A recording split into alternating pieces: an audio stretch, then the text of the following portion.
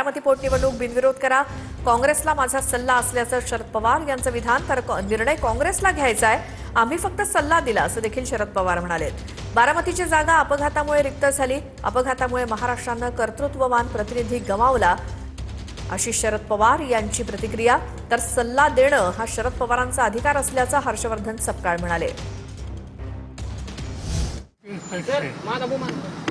आम्ही काही त्यांना सांगू शकत नाही, पण ही जागा रिक्त झाली ती अवकाशानं झाली आणि अवकाशानं झाल्यावर एक कर्तृत्वान प्रतिनिधी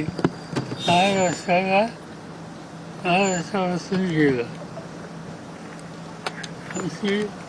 मला विचारलं त्यांनी काँग्रेसचा सल्ला दिली की या पार्श्वभूमीवर ही निवडणूक अविरोध करणं योग्य होईल.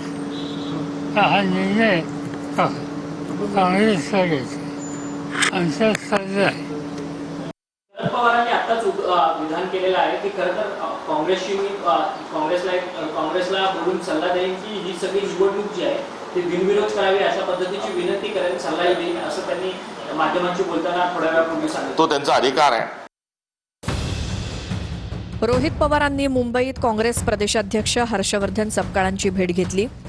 बारामती पोटनिवडणूक बिनविरोध करण्यासाठी हर्षवर्धन सपकाळांना रोहित पवारांनी विनंती केली. मुंबईच्या नाना चौकातील सर्वोदय आश्रमात रोहित पवारांनी हर्षवर्धन सपकाळांची भेट घेतली. बारामतीत काँग्रेसच्या वतीनं आकाश मोरेंकडनं उमेदवारी अर्ज दाखल करण्यात आलाय. बारामती पोटनिवडणुकीसाठी उमेदवारी अर्ज मागे घेण्यासाठी आजचा शेवटचा दिवस आहे. सुद्धा आज शेवटचा दिवस आहे. परिवारातला एक व्यक्ती म्हणून, दादांचा एक कार्यकर्ता म्हणून मी त्यांना रिक्वेस्ट केलेली आहे की आपण आज माघार त्या ठिकाणी घ्यावी. उमेदवारी अर्ज मागे घेण्यासंदर्भात सगळ्यांचं एकमत होईल, त्याच्याविषयी काय मला शंका वाटत नाही. पण जी मागणी आहे, मूळ मागणी FIR दाखल करा, ती ते का सोडतायत?